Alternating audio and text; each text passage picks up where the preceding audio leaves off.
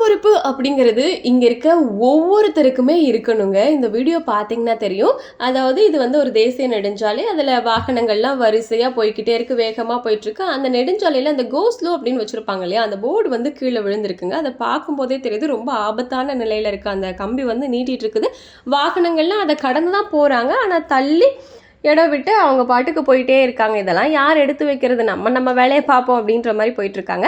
ஆனா, அங்க வந்து ஒரு இருசக்கர வாகனம் ஓட்டி தன்னோட வாகனத்த நிறுத்திட்டு அத எடுத்து வைக்க ட்ரை பண்றாரு. ஆனா, எடுத்து வைக்க முடியல. அதுக்கப்புறம் பார்த்தீங்கன்னா, அவரும் ட்ரை பண்ணிட்டே இருக்காரு. அப்ப ஆப்போசிட்ல ஒரு வாகனம் வருது. அந்த வாகனத்த நிறுத்த சொல்லி கொஞ்சம் ஹெல்ப் பண்ணுங்க அப்படின்னு கேட்டு, அவரு 2 பேருமே சேர்ந்து அந்த போர்டு வந்து நேரா வைக்கிறாங்கங்க. இது உண்மையாவே இது ஒரு சின்ன விஷயம் அப்படின்னாலுமே, அதுக்கப்புறம் வாகனங்கள்லாம் எவ்வளோ சுலபமா போறாங்கன்னு பாருங்களேன்.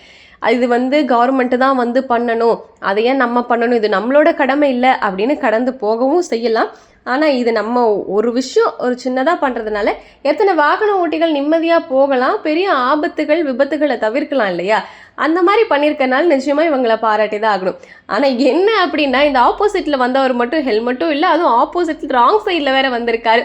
பட் இத பத்தி நீங்க என்ன நினைக்கிறீங்க? இந்த மாதிரி சின்ன சின்ன விஷயங்கள்லாம் நம்மளே செஞ்சிரலாம் அப்படின்னு நினைக்கிறீங்களா?